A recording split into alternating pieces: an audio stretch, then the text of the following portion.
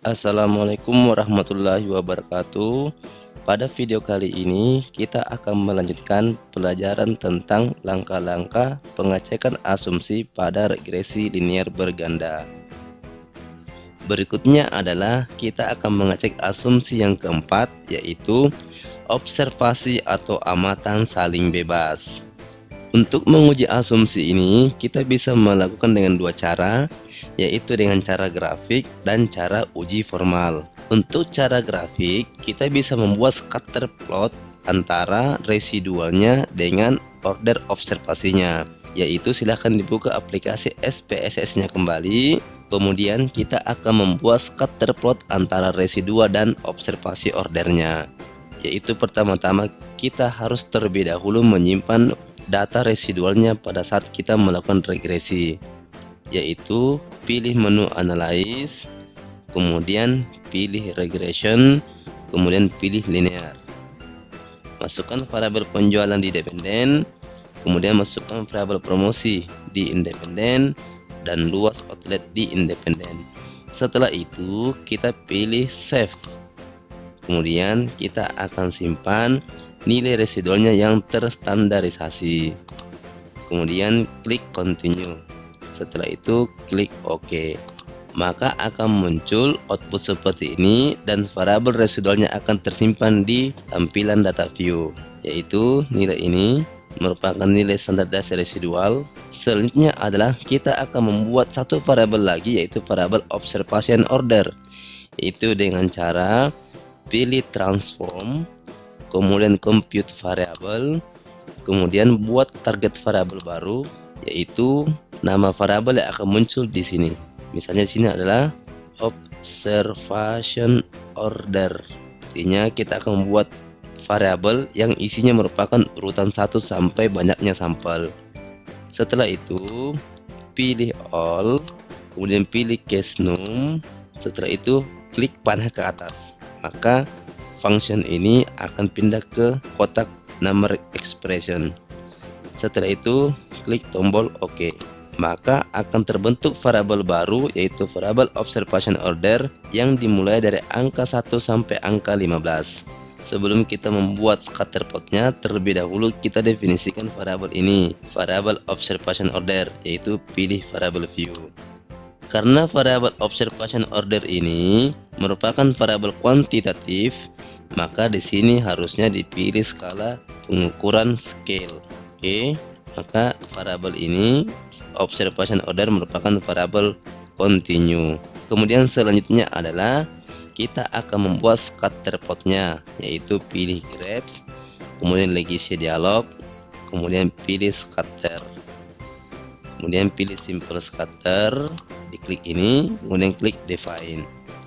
Setelah itu masukkan observation order di sumbu X nya dan standar dasar residualnya di sumbu Y nya, kemudian OK. Maka akan muncul grafik atau scatter plot seperti ini. Interpretasi scatter plot ini akan dijelaskan sebagai berikut, yaitu pada scatter plot ini plot antara observation order atau urutan amatan dengan standar dasar residualnya menunjukkan bahwa tidak terdapat pola yang terbentuk. Dengan demikian, secara grafik tidak terdapat korelasi antar amatan. Oleh karena itu, asumsi autokorelasi terpenuhi. Ini uji asumsi dengan cara grafik.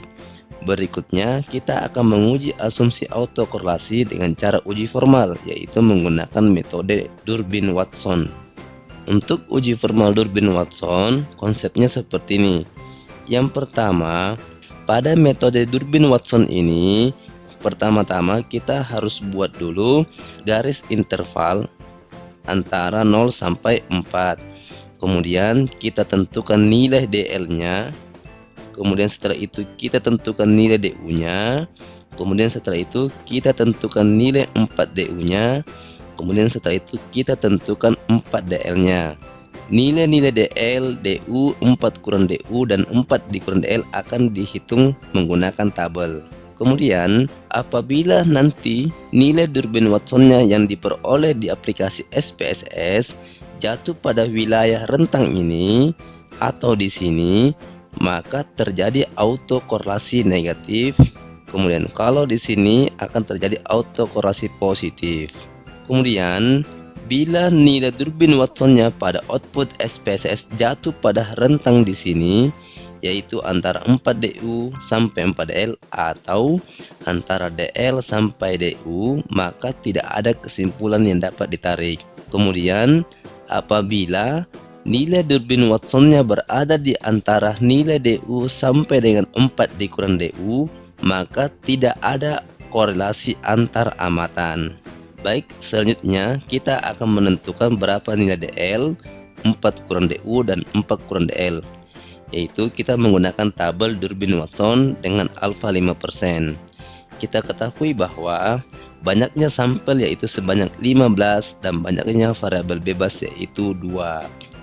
Maka kita pilih di sini N15, kemudian kita pilih K sama dengan 2. Maka nilai DL dan DU-nya adalah untuk DL 0,9455, sementara untuk DU 1,5432.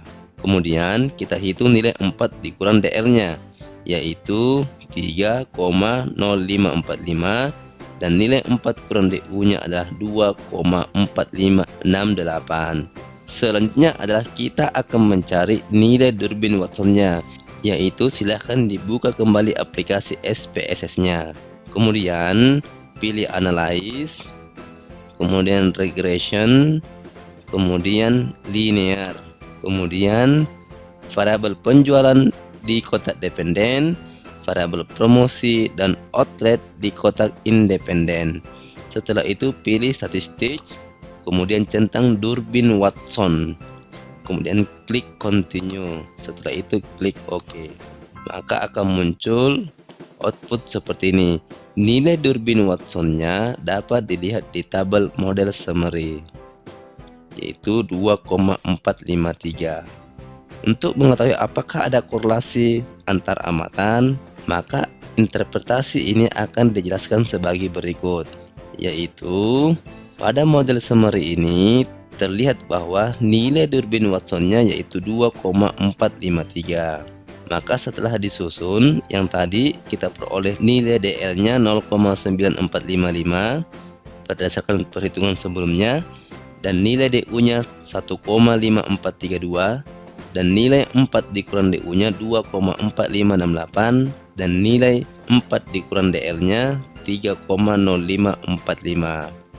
Kita perhatikan bahwa ternyata nilai 2,453 Durbin Watson ini dari output SPSS ternyata berada di antara rentang 1,5432 sampai 2,4568, yaitu letaknya sekitar sini. Maka tidak terjadi korelasi antar amatan.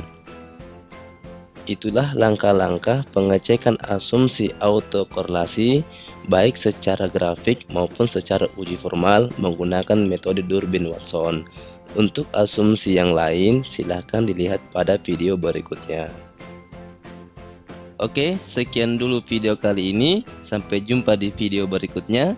Jangan lupa share, like, and subscribe ya. Wassalamualaikum warahmatullahi wabarakatuh.